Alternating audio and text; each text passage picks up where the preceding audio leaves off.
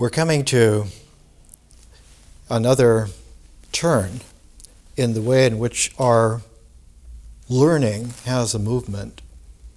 Every 4 presentations, there's another node, and at the end of 3 of these, there's an interval, and then we go into a different phase.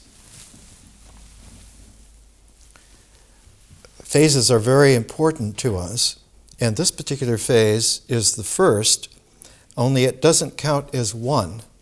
This phase counts as 0 in a cardinal sequence, so that the first phase that will have a form will be the next phase, rituals. And there is definitely a quality in what we're doing that shows that in nature there is no objectivity, no form. There is instead what we have come to characterize as an ocean of change.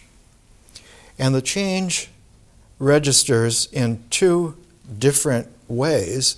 One is in terms of time as a dynamic, and the other is in terms of a space which is continuous.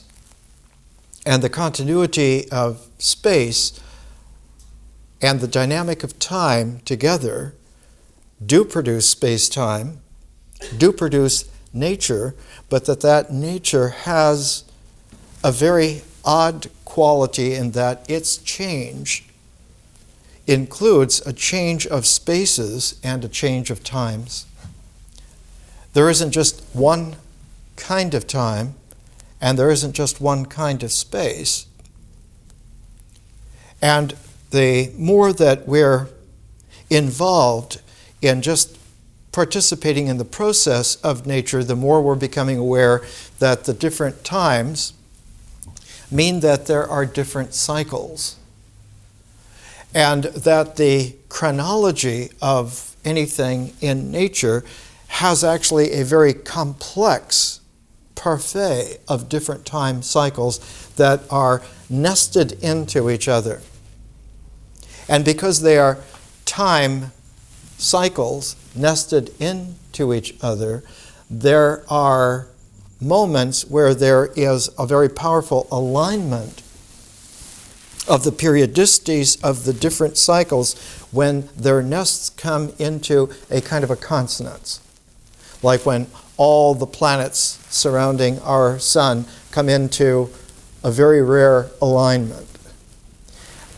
One of the things that we have discovered increasingly over the last 2 centuries is that our ability to penetrate into nature has disclosed to us an enormous nesting, interlocking, and it's not just that there's an ecology, but that there is then, to any kind of a reality in the process of nature, a complexity that would yield to us a quality of deeper understanding than if we were just trying to go out and sniff fresh air, or just go to the ocean or to the forests.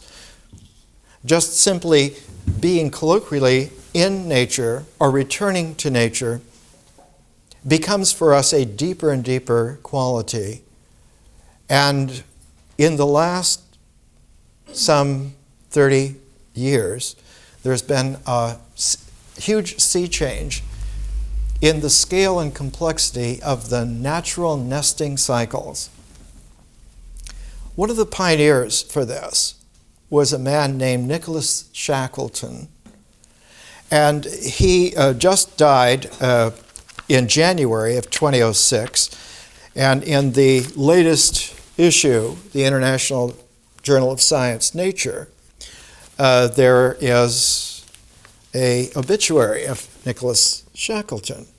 And Shackleton is famous for finding one of the largest correlation nests of cycles in nature that was completely unsuspected before him. He did work in the early 1960s. He was a graduate of the University of Cambridge in England.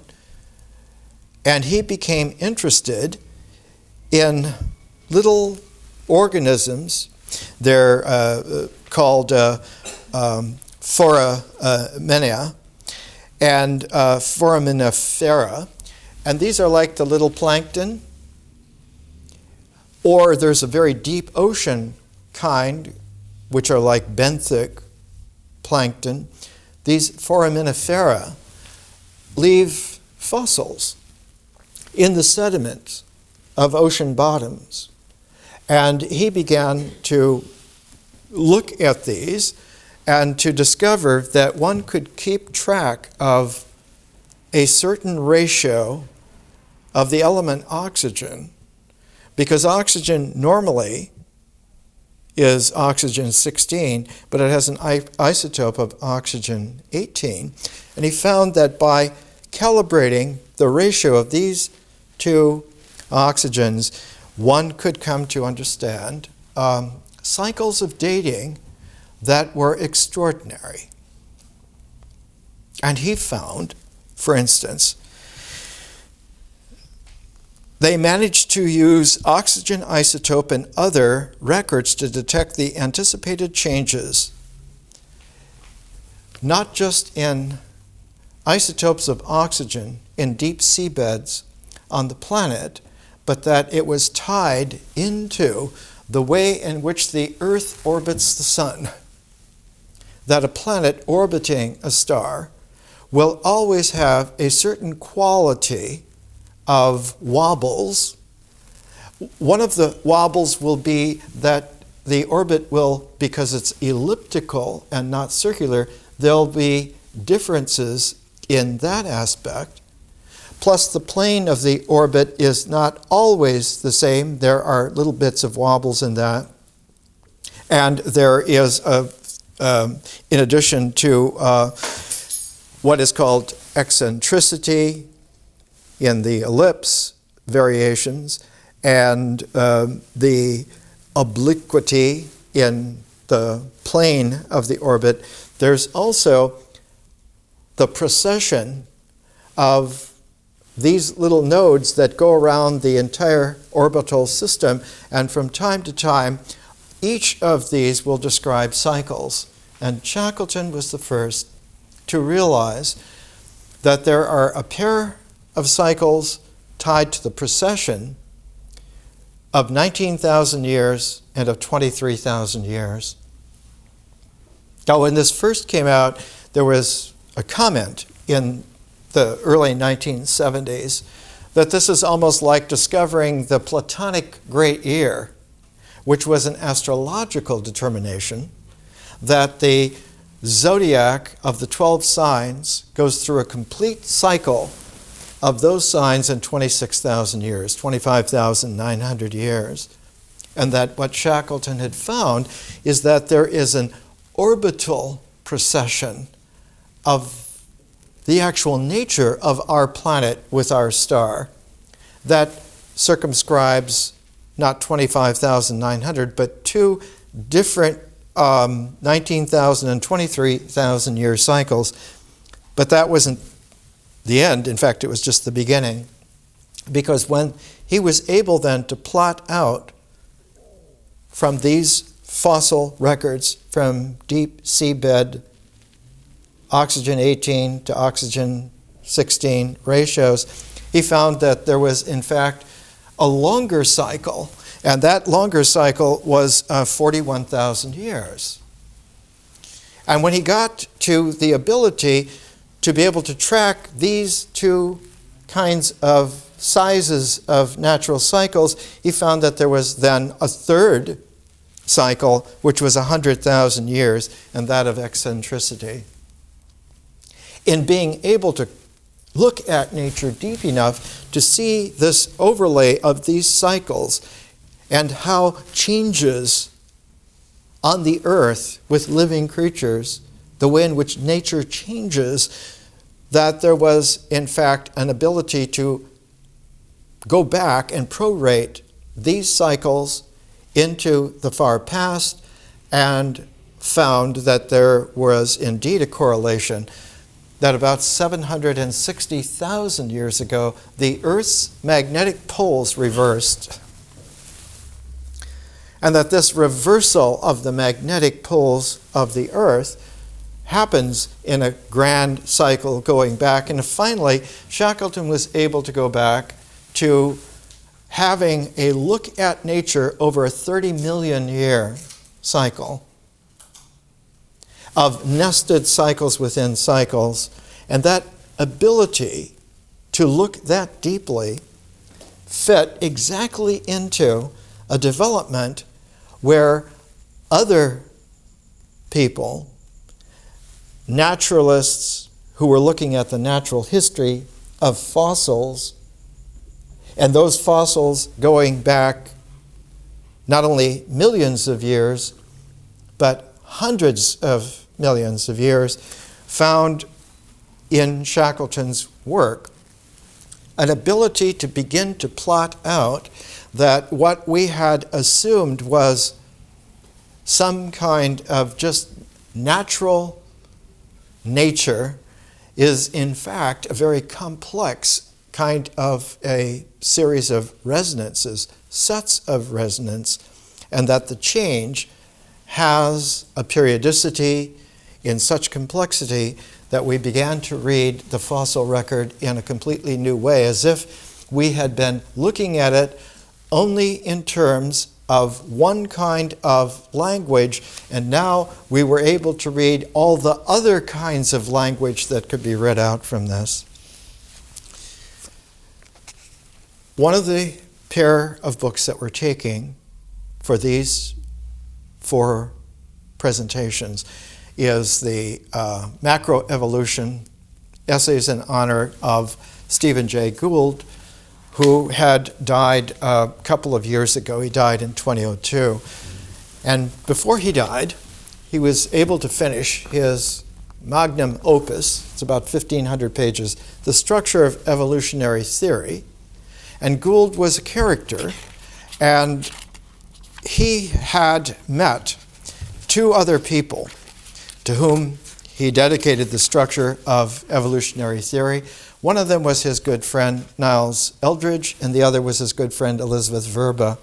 And the dedication in this tome about a new synthesis of looking at nature, for Niles Eldredge and Elizabeth Verba, may we always be the 3 musketeers, prevailing with panache, at our manic and scrappy inception in Dijon, to our non-satanic and happy reception at doomsday, all for one and one for all. Now it's interesting because Elizabeth Verba, originally from South Africa, one of her articles here from 1998, Multiphasic Growth Models and the Evolution of Prolonged Growth Exemplified by Human Brain Evolution. So that when we're looking at nature as a process, as nested cycles, every aspect that comes out of nature has these distinguishing, unique signatures of how the cycles that they are nested in help their emergence, and that what comes out of this will be an emergent character. Elizabeth Verba is one of the first to really use that term of the emergent character of things.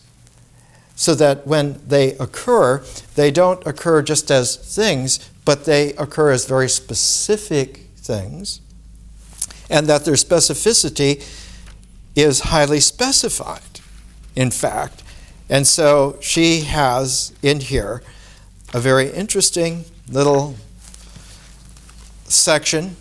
There are 14 of these little sections in this little tiny macroevolution volume dedicated to the friend who had died, Stephen Jay Gould. Mass turnover and a new word for us, heterochrony. Chronological means time. It means a time cycle. Hetero means different, different time cycles, and heterochrony was developed by Verba and Stephen Jay Gould in the early 1970s, and it was a pair to another development that Gould had developed with Niles Eldredge, also in the early 1970s, and that was called Punctuated Equilibrium. And what they were looking at was a tremendous change in the way in which nature was able to be seen almost on kaleidoscopic depths that before was not seeable, was not detectable. And part of the turmoil that came out of the 1960s was the churning of a almost epical change in the way in which human beings had deepened, almost as if the planet had sat us down as a species and had us meditate long enough through the 1960s to be able to see beyond what was seen now as blinders of the earth, that the world had blinded us in such a way that we hadn't realized we could not see, that we could not participate in nature other than as like little naive children who have only dipped their toes into the beach front of the ocean and never realized that the ocean was quite real and was nature then was like this new ocean that came out. And almost at the time of the first moon landing in July of 1969, the ability to experience nature underwent a huge jump. And that this huge jump led Gould and his friend Niles Eldredge, who is the curator of paleontology for the American Museum of Natural History in New York. And his camaraderie with Gould produced a completely new theory of evolution based on the old theory of evolution of Darwin, but jumped in its power and in its order and our ability to not only see nature, but to participate with it. And Punctuated Equilibrium, as one of its statements, is that over a very long time, you will find stable forms. And the stability of the forms will register in the species. But there are moments in the nesting of the cycles where the species, not having just little minute changes constantly over very, very long time periods, that all of a sudden in a very condensed time period, literally the snap of the fingers in geologic time, there will be a completely new quality of species that emerge. Not mutations, but new explorations for the way in which nature favors organic life to emerge out of the so-called inorganic elements of nature and continue to emerge, and at moments of deep pulse, this punctuation of the equilibria that had been stable sometimes for millions of years changes literally almost overnight. That it isn't that a new species will come minutely with little bits of change, but that all of a sudden you will have emergent character of a new species. And one of the deep qualities of the early 21st century is that this occurs on every level of time, in every quality of space, in reality. which means that we also are not just subject to these kinds of cycles, but that we are, when we participate with them, our participation melds us as one of the driving forces of the way in which the cycles will happen. And when we not only participate with our tribal festivals and ceremonies in the calendar year, which already has affected the way in which nature works for us and works for the plants around us, the animals around us, but when we step that up even further to a conscious weaving, now one has a speeded up quality to the punctuated equilibria possibilities of evolution. And when you carry it to a third degree of transform, when you introduce historical consciousness as well as visionary consciousness, as well as mythic ceremonial participation, nature now gains almost like a tsunami quality of being able to have new emergent species come out quickly.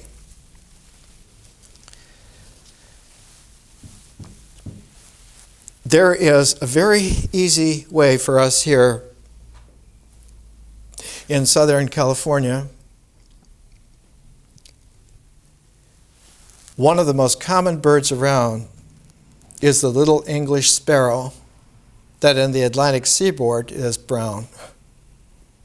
And when you look at English sparrows that have had maybe 100 years of living in Southern California, they now begin to have red feathers, yellow feathers. They begin to have orange feathers. And the English sparrow undergoes a California evolution to it. They're becoming more and more colorful. And who knows, in 100 years, they might resemble kaleidoscopic parrots in coloring. Darwin, when he was for 5 years on the HMS Beagle, 1831 to 1836, he was examining different plants and different animals to see in what part of the world, what animals and what plants were there, and to keep detailed notes. And when the Beagle got to the Galapagos Islands, off the coast of Peru and Ecuador, the number of Galapagos Islands was a revelation to Darwin, because he found that on some of those islands there were little birds, finches, that had a certain kind of coloration, certain qualities of feather, and on another island they would be somewhat different, and on other islands yet somewhat different. And that one could begin to measure back the time that it would have taken to have those variations, that those finches had been limited to this island or to that island. And it began to occur that there are possibilities now, even in 1859, when Darwin brought out his work, there was a huge press in the world to try to understand the deeper cycles of time, but it was limited because of the presuppositions and the presumptions that largely were cultural and not just one kind of culture. They were not just the blinders that a European Bible civilization saying nothing could be older than 6,000 years. It was a presupposition that was everywhere in the world in all the different variations, and was suddenly challenged, not just by Darwin and not just by the origin of species, but at the same time there were a number of individuals clustered almost like one of those punctuated equilibria nodes. And two of the stars, along with Darwin, of that time period from 1858 to 1863, 5 years, in that 5-year period, almost coinciding with the emergence of the American Civil War, almost as if it were an event like a civil war between science and religion. The other figure that came along in 1863, enthused by Darwin's book, was a man named Charles Lyell. And Lyell was one of the founders of geology. His big 2-volume Principles of Geology had come out originally in the 1830s. And this is from the 11th edition, 1872, with complete maps and everything. But in 1863, in the middle of this, he came out with a book called The Antiquity of Man. And Lyell, because he was such a huge, famous individual, really the founder of the science of geology,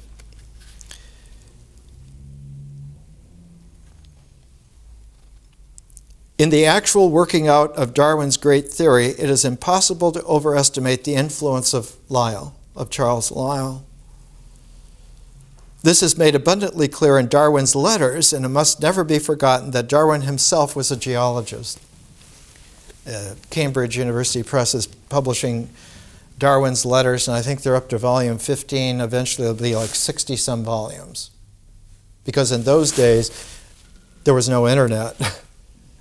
Letters were the internet. There were no phones yet. So everyone wrote letters to each other. In The Antiquity of Man, one of the most poignant paragraphs begins with this sentence. It's in a section called Progression and Transmutation.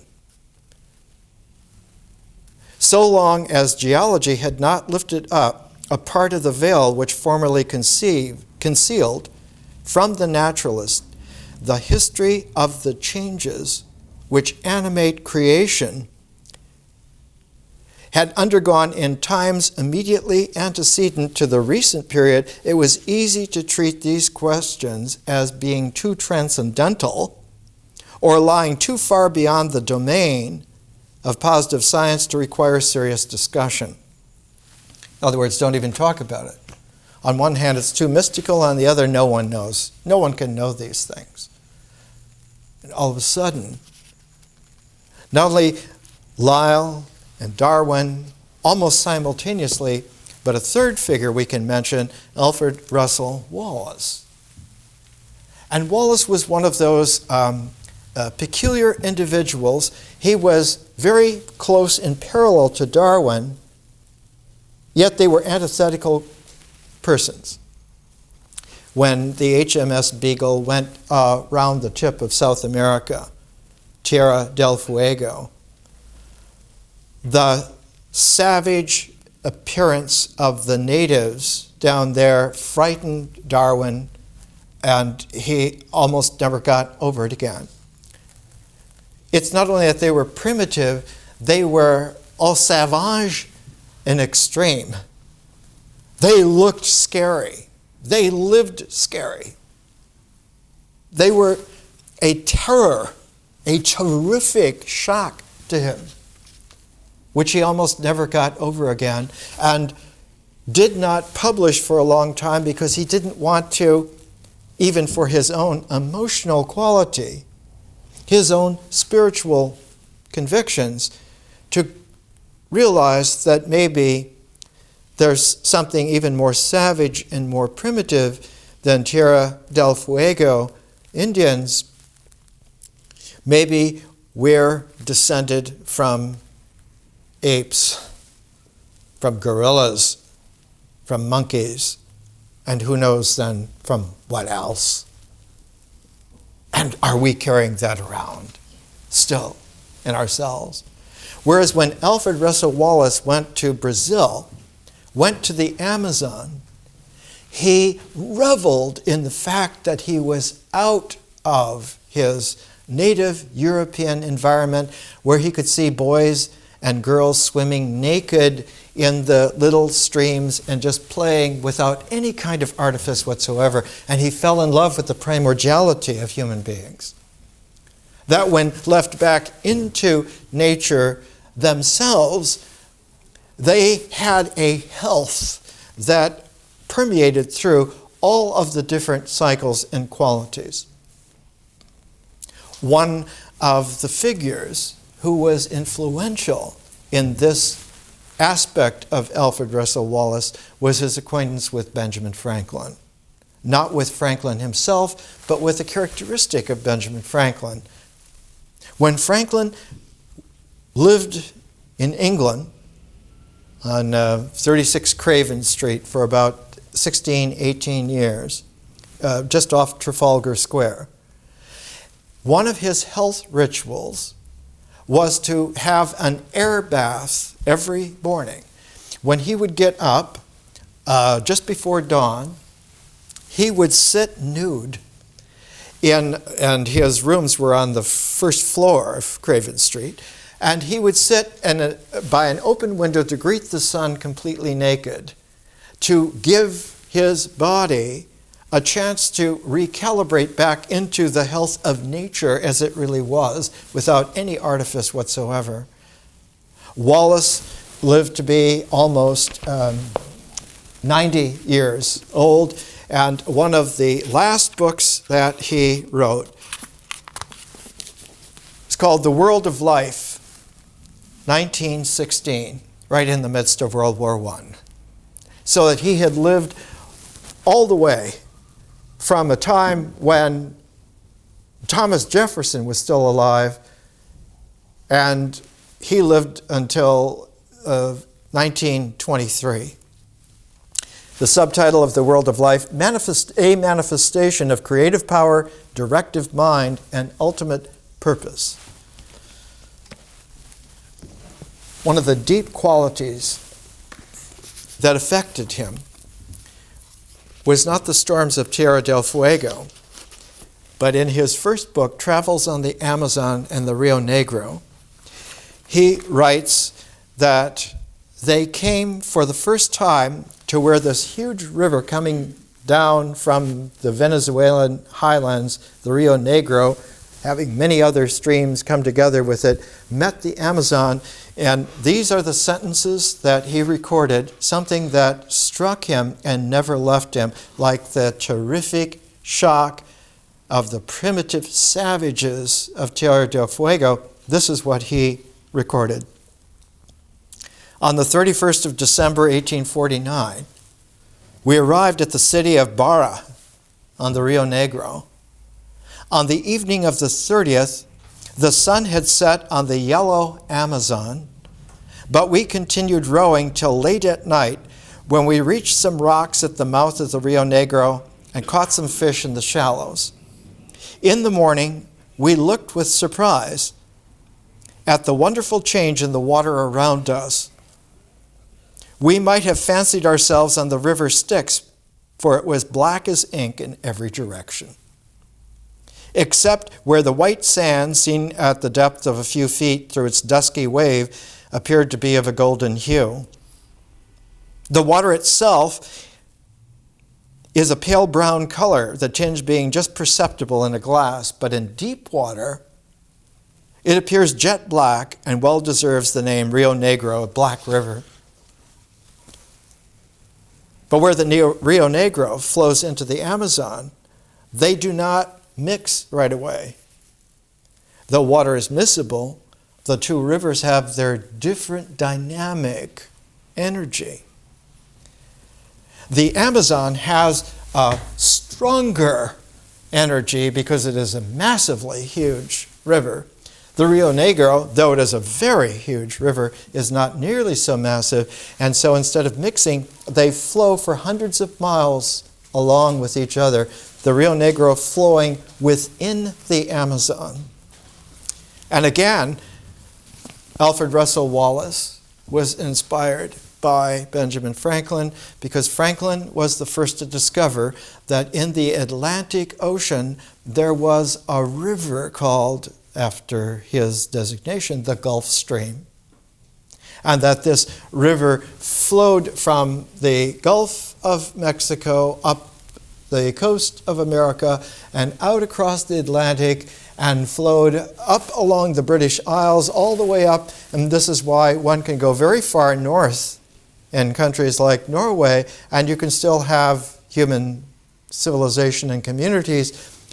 If it weren't for the Gulf Stream, you would have had glaciers as far down as Scotland easily, or even into England. We know now that it isn't just that the Gulf Stream has this, but that all the oceans of the planet are an ecology that have river systems in them everywhere, and not just that they flow from one latitude and longitude to another, but that they dip and scoop up nutrients of different kinds and qualities. And so the whole planet is a veritable matrix of recycling by rivers in the oceans.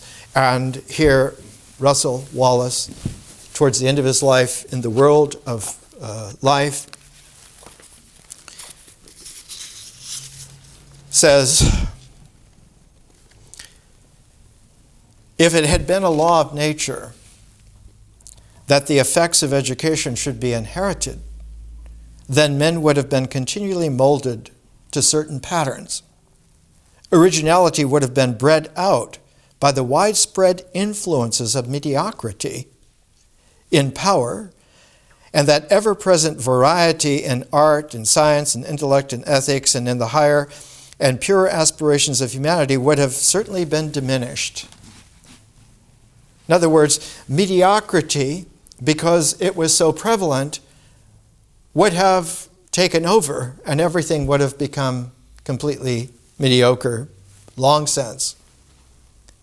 And if it be said that the very bad would have been made better if educational influences had been inherited, even this may be doubted, for in times which permitted so much that was bad, education often tended to increase rather than diminish the evil. On the other hand, we are more and more coming to see that none were all bad, and that their worst excesses were due in large part to the influence of their environment and the fierce temptations to which they were and still are so unnecessarily exposed. And one of the qualities that had begun to come out was the realization that climate, nested within the orbital eccentricities of our planet around our star, and the influences of other planets within that star system and other stars in consonance with our star, and all of hundreds of millions of stars in our arm of the Milky Way galaxy, which itself has its dynamic, that nature has this nesting on scales out into infinity, down to the last emergent characteristic detail. And that it isn't that everything is just related, it's that everything has a complex vectoring that accepts other cycles, other dynamics, other influences, and a consciousness which has become universal will have one of the greatest effects of all, not just on the whole, but that certain parts will accelerate their punctuation of the equilibrium and emerge new and fresh. In other words, we live in a time where there are new species, not just a mass extinction of old species, but the emergence of especially new species on the emergent puncturing of the old stability, which includes man. There are going to be very special people as there are already. And they will have more dimensions and access to more cycles all at the same time than people of even a generation ago. That's why we need a new kind of learning. More after the break.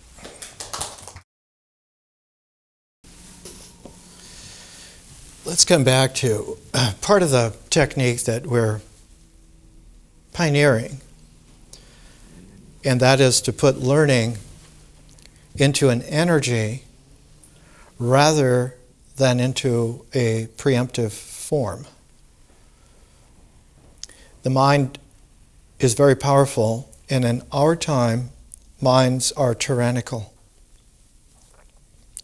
And so we're putting our learning into a process before it comes into some kind of stability, which means that it precludes us from saying, here's a plan, and this is how this works, before you get an opportunity to just have it work. It isn't just that one now avoids a preemptive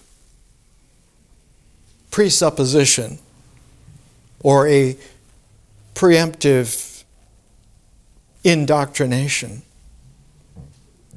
What we avoid is a false identification, because the mind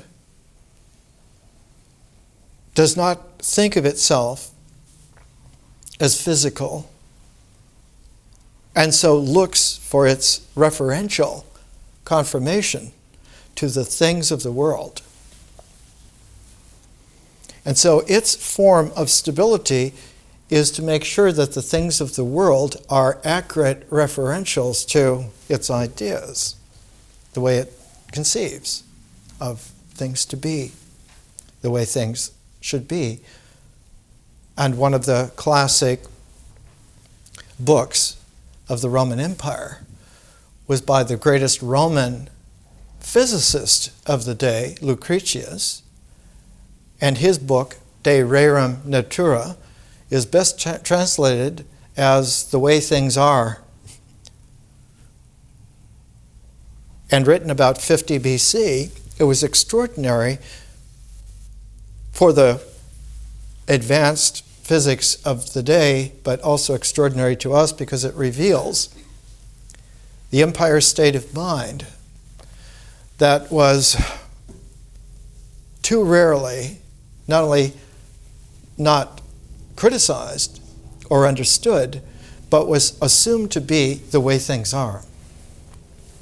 We live in a complexity of reality where things are never just what they are always now morphing, and kaleidoscopically so.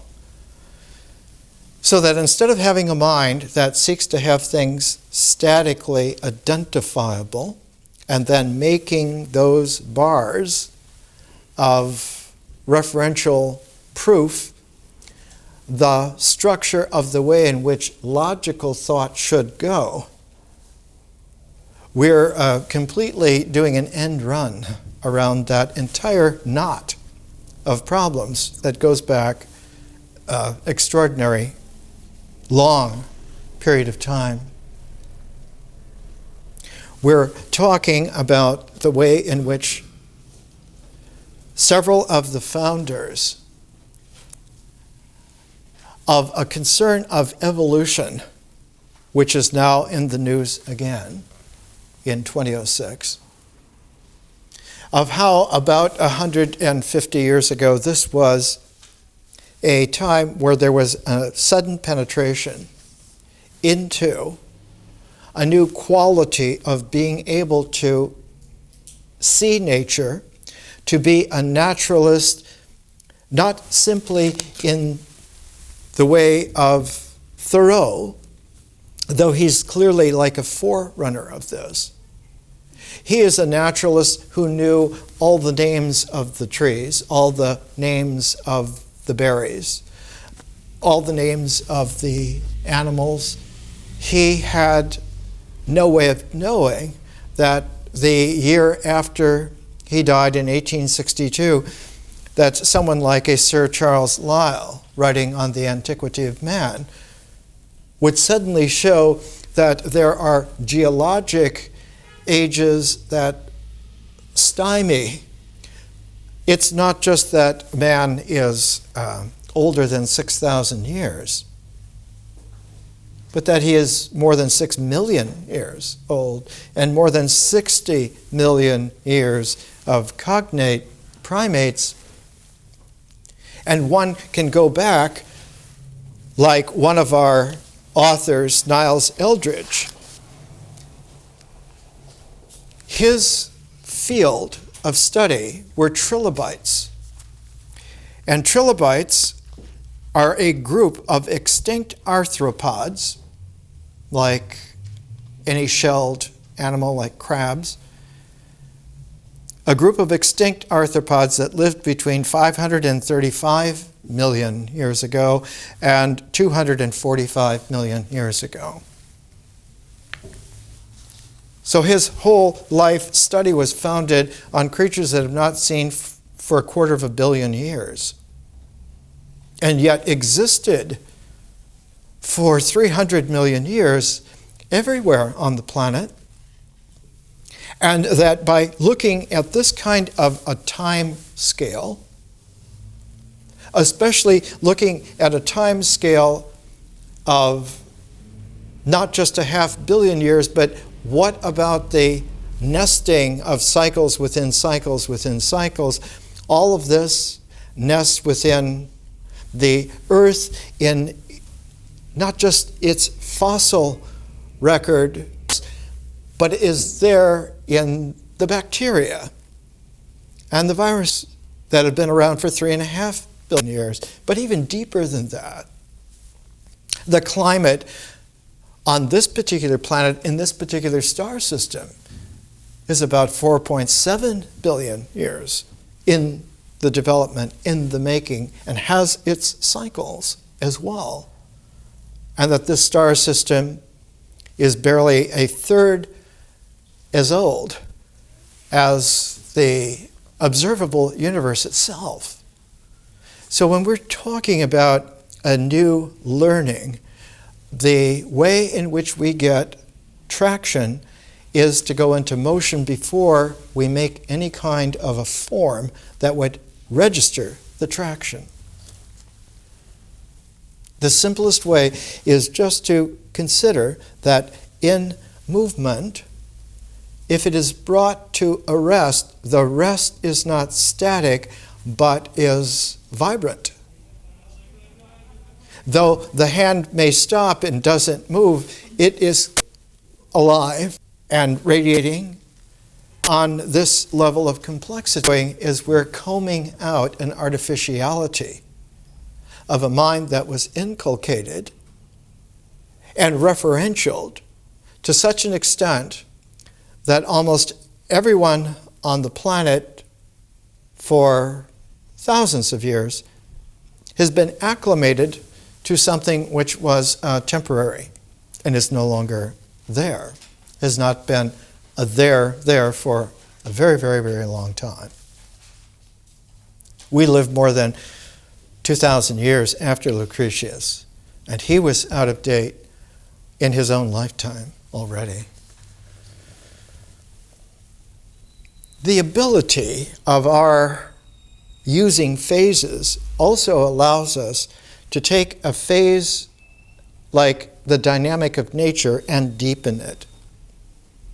And the first deepening of it is to come into participation with it so that our experience, nesting within nature as a phase in phase with that phase, nature itself now becomes mysterious. And that on the mythic horizon, in the mythic phase of process, whenever man has participated with nature, in that kind of mysterious synergy, nature discloses now new forms of emergence that were not there before and have a very deep, telltale signature of truthfulness. Not just a referentiality of identity, but an actuality. For instance, we were talking about Alfred Russel Wallace being in the Amazon and loving the natives, as opposed to Darwin, who feared the wild, primitive natives. And the natives loved Alfred Russel Wallace. When he was ill with malaria one time, they tended him and used native cures for this and brought him back out. He writes of a ceremony. Attached to the comb on the top of the head is a fine broad plume of the tail coverts of the white egret, or more rarely of the undertail coverts of the great Harpy eagle. Harpy eagles are enormous, about 5-foot wingspan. These are large, snowy white, loose and downy, and are almost equal in beauty to the plume of an ostrich feather. The Indians keep these noble birds in great open houses or cages, feeding them with fowls, which they would consume 2 every day, solely for the sake of these feathers. But as the birds are rare and the young are difficultly secured, the ornament is one that few possess. Then he goes on to describe a ceremony, and that while this ceremony was going on inside of one of these large dance houses, outside, a population of men divided themselves into 2 groups, and he writes this: in the open space outside the house, a party of young men and boys who did not possess the full costume were dancing in the same manner. They soon, however, began what we may be calling the snake dance. They had made 2 huge artificial snakes of twigs and bushes bound together with sea-posts, fibers, from 30 to 40 feet long and about 1 foot in diameter. It's the size of a giant anaconda. With a head of a bundle of leaves of the umboba, painted with bright red color, making altogether a very formidable-looking reptile. They divided themselves into 2 parties of 12 or 15 each, and lifting the snakes on their shoulders, began dancing. In the dance, they imitated the undulations of the serpent, the dynamic, vibrant energy of a pair of snakes, of a double helix. You have to understand that reality presents itself in actuality on every level, not just on an advanced level, but every level, but is only accessible if one tunes one's own vibration to that frequency, to that cycle, to that level. And that it isn't just tuning one at a time, but there's a kind of multiphasic tunability where the entire resonant set can be tuned all together. But when it is tuned all together, there will be a prominence of one of the cycles, of one of the parts in its cycle that will be the trigger for the new to emerge.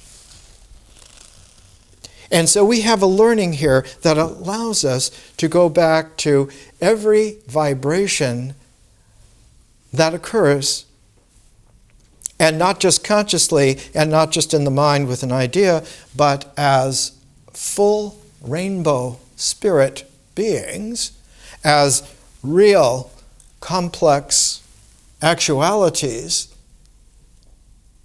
not only in the universe, but in the cosmos itself. Because the universe will always favor integrals, always favor unities, Whereas the cosmos, in complementarity to it, favors multiplicities, favors differentialities, loves infinities. And there is an incommensurate but mysterious factorability of unity and infinity together. They make a set which, when one would characterize it, the ancient name for it in English that we would understand as eternity. It isn't that one and infinity are incommensurate, it's that they share an interface of zero.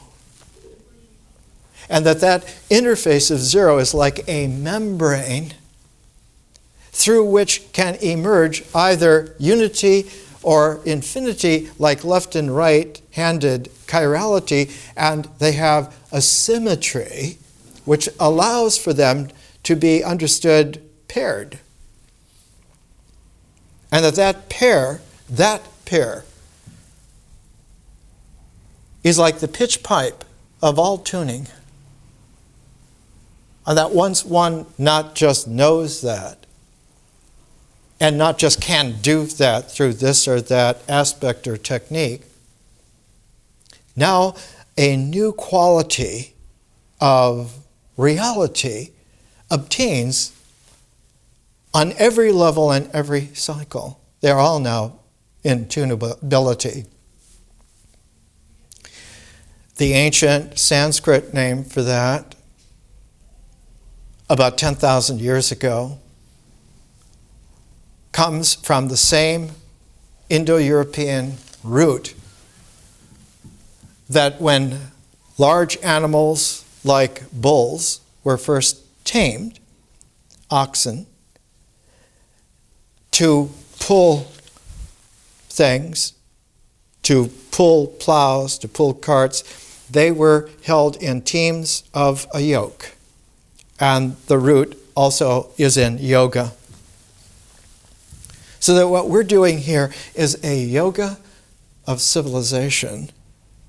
And our way of practicing it is we are not just learning to learn something intellectual, not just to confirm our identities and references by being able to identify and name and order and manipulate things in the world so that they fit and jibe then with our ideas, our doctrines, our codes, our beliefs.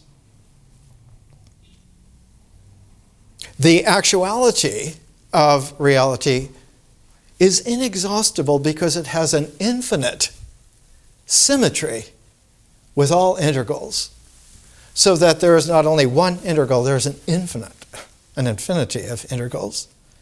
And there is also a unity of infinities, a paradox. For the mind to understand this paradox, it literally has to have the ability to turn itself inside out.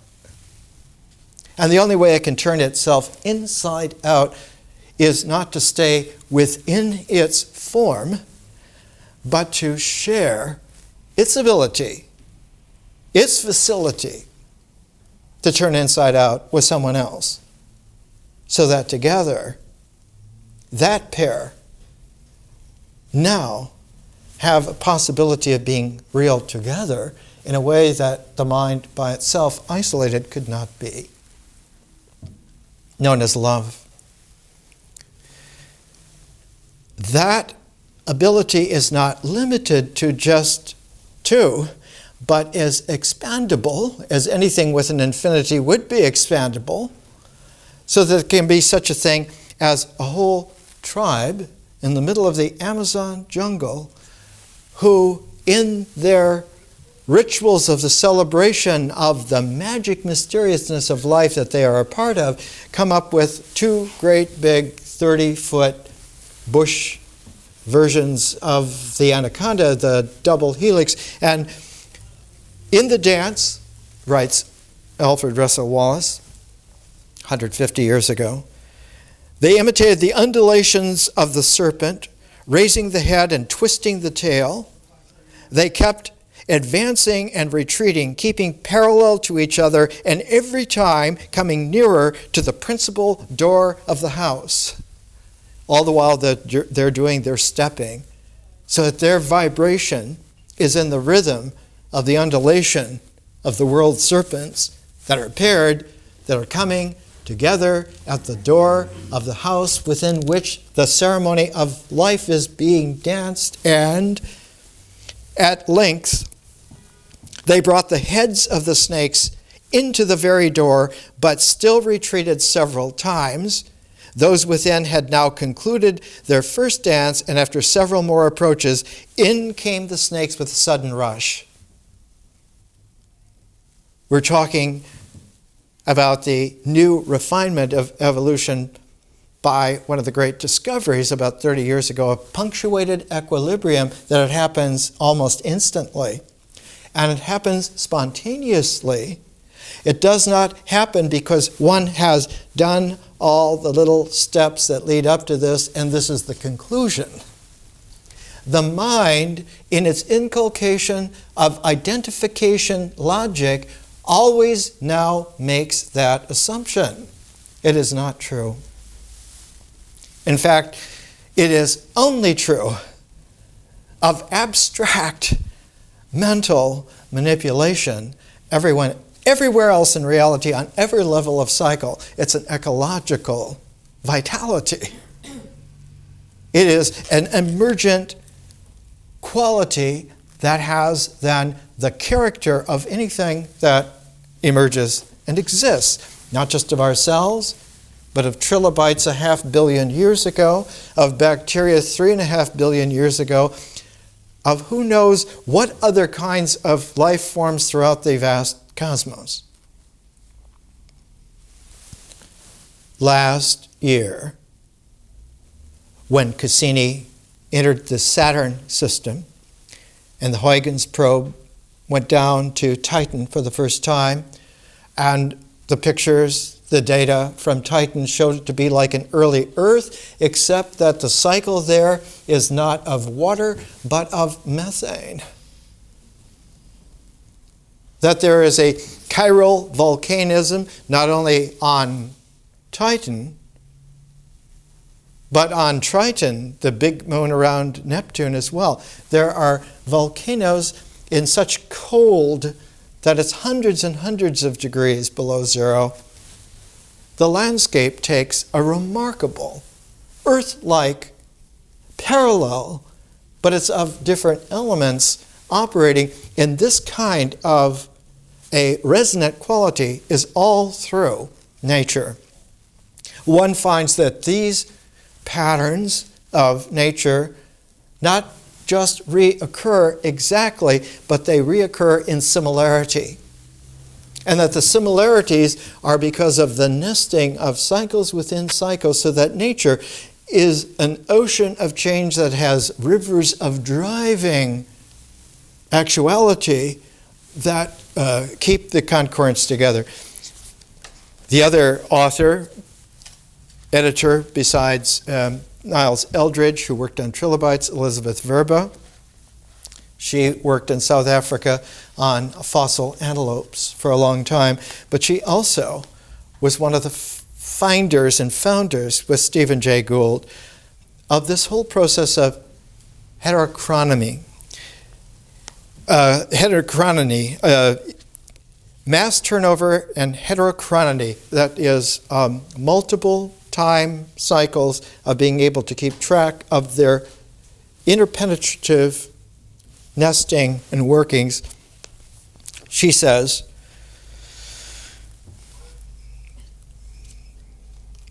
two topics in this category will be reviewed and discussed. The first expands punctuated equilibria and its relationship to speciation to encompass large numbers of lineages of diverse taxonomic background. That one has not just the evolution of some life form, some organism that comes into a species, but there are resonant consonants of whole waves of species together. One of the resonant concomitants of our kind, of primates, are flowers and trees. We come into an evolutionary wave together. Flowers are extremely, primordially, actually real with us. So that, for instance, one of the year-long readings is The Tale of Genji, by Lady Murasaki, written 1,000 years ago in medieval Japan. Each title of each section of The Tale of Genji has a flower, a floral kind of a cue, a quality. The very first one, in Japanese pronounced Kiritsubo, the Paolonia Pavilion, the translator puts underneath Kiritsubo. And he writes, Kiri means Paolonia tree, and Tsubo means a small garden between the palace buildings. Kiritsubo is therefore the name for the palace pavilion that has a Paolona tree in its garden, and the emperor installs Genji's mother there.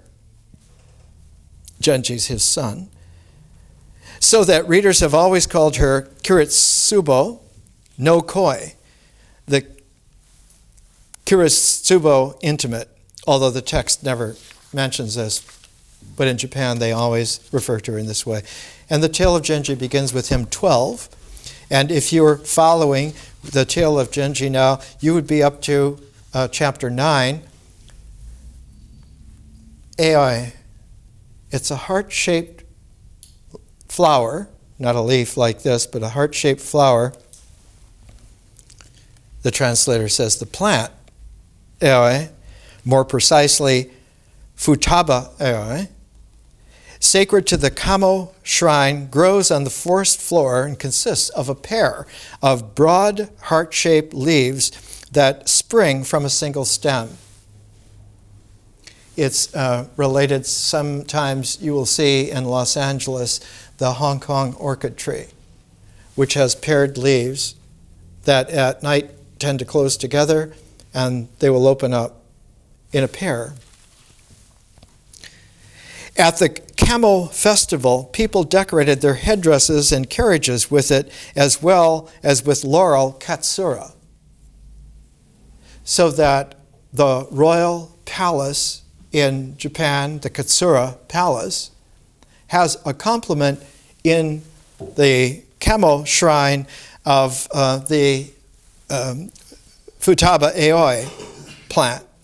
But in ancient Japan, when Lady Murasaki lived 1,000 years ago, in Heian dynasty, shogunate Japan, the spelling of the word for that flower that comes out, afubi, the word in Japanese could be read not only for that flower, but it can be read to mean day of lovers' meeting.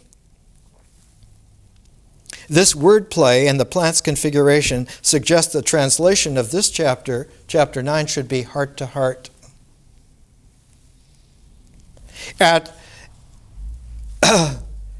As the chapter title refers particularly to an exchange of poems at the festival between two seeking to have that tuning together.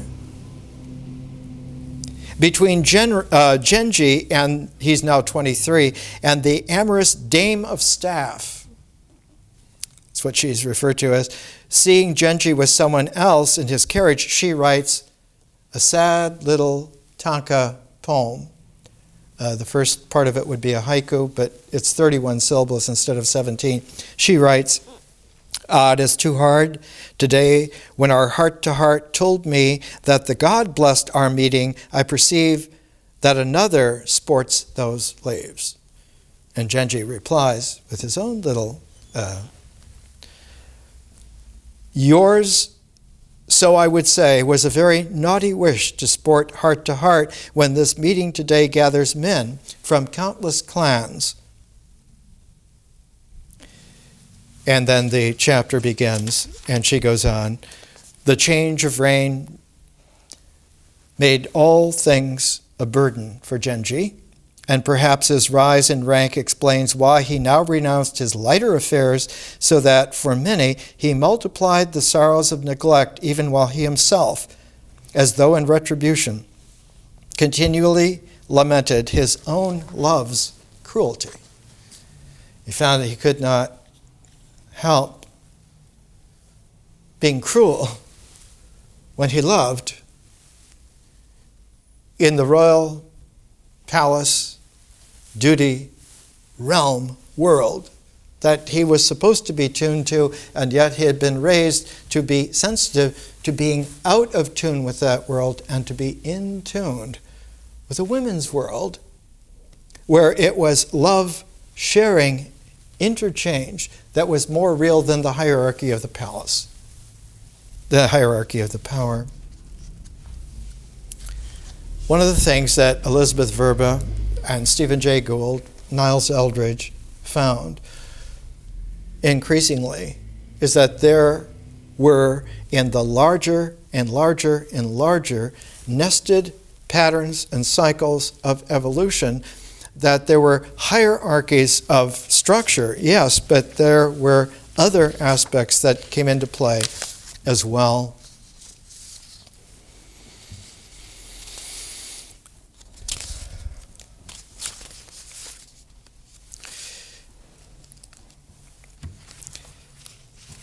Darwin was concerned with how adaptation to conditions and environment was like the key for him, for evolution. And very quickly added to that was then the phrase, survival of the fittest. But the new developments in evolution have shown that there are other aspects that occur. Elizabeth writes, the term species will be restricted to a sexually reproducing lineage, the members of which share a common fertilization system. They can have babies together. Plants can have babies, animals can have babies. They're now a species. They can reproduce themselves. But speciation refers to the divergence of the fertilization system in a daughter population to reproductive isolation from the parent species. When the daughter leaves the parents, she has the actual real possibility of initiating a new, different speciation to her particular possibility of a lineage. Her children now could be a special, diverse variation of what the parents were, but she must be taken out of their kin to have this possibility be actual. And this turns out one of Alfred Russel Wallace's great books that you can find copies on the internet for very large sums of money. It was called Island Life, or the Phenomena and Causes of Insular Faunas and Floras. It isn't only that little islands or big islands like Australia will have their own variations on a theme. The marsupials have many of the same kinds of developments which mammals who are not marsupials will have in other parts of the world. But it isn't just that. It's that all of the different nested cycles in nature have these kinds of not just cognate, but of what we would use in better language, recognate harmonies. which means that there is a recognition, not an identification, that is in the deeper energies that drive the cycles of reality. And this is why one finds on every level of evolution, even on the evolution of elements, from hydrogen on up, through all the elements to uranium and even transuranium, that the elements will follow a pulse cycle, and that one can then have an understanding that there are not just certain groups, like in the periodic table of elements, but in evolution theory it's called a clade. It means that all of these, though there's a huge variety of them, come from a common ancestor, and there are, among common ancestors now, certain kinds of similarities. She writes, "The products of speciation may range from being phenotypically indistinguishable to strongly diverged. Physical change refers to the global and local effects from extraterrestrial sources, including astronomical climate cycles and from the dynamics of the Earth's crust, and deeper layers as manifested by topographic changes such as rifting, uplift, sea level change, volcanism. All such physical change involves climatic change, at least locally, and the term climate will sometimes be used to subsume effects from both sources." She will eventually come to say that the pivot is the physical change itself in a special nesting where the possibility of something new to occur, something that will have a penetration through the equilibria into an emergent character that is new. But in order for that to actually occur in human beings, in our advanced complexity of our human beings, we need to bring all of our cycles into that hard, consonant, harmonic that is already everywhere in the universe, everywhere in the cosmos. And until we do so, we're going to be like static noise rather than singing some tune which, when hummed, will vibrate and have reverberation. So this is a learning to bring us back so that we can sing again and not just be heard, but hear the songs of the planets and of the stars and of the animals and of the flora and fauna everywhere and of each other and of ourselves in that larger ecology of infinity and of unity, of the differential and the integral brought together in a complementarity. But because it could be mistaken by the mind's usurpation, we have to position the mind at the end of the first year and then take a second year that goes completely into the transforms of not just the mind, but of the whole natural integral cycle by which the mind came to be in the first place. So we're doing something strategic. We're maturing ourselves so that we have a mind that is natural, consonant with experienced participation into mystery, and able to be transformed into visionary consciousness, which will have its own differential reverberation in a historical consciousness that allows for the cosmos to be brought into pairedness with the universe. There is a universe, but there is also a cosmos. When they are paired and tunable, and we are tunable within that on several thousand levels, then whatever we name will not be named in identification, but the name will come out and be a sound of something real. More next week.